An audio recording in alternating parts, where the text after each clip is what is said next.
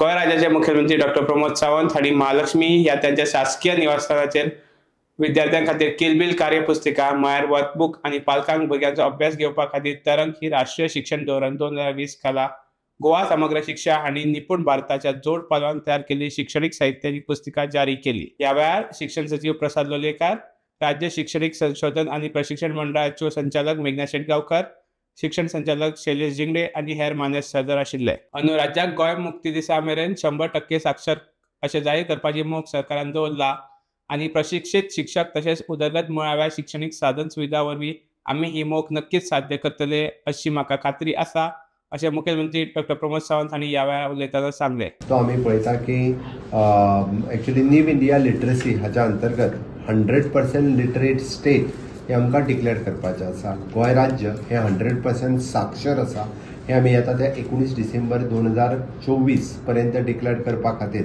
आमचे SCRT department हे कामाक लागला।